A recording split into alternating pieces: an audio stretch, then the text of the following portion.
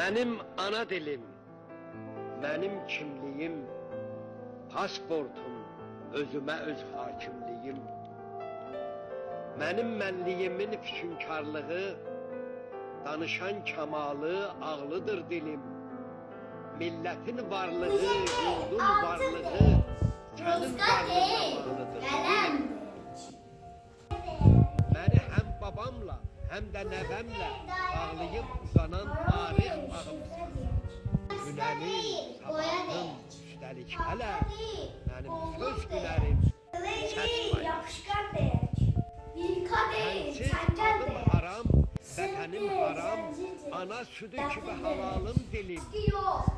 Harda sen varsansa, orada ben varam. Ey benim ulduzum, hilalım taşlardan süzüldün, sen zaman zaman. Güzeldir suların taştan geçmesi.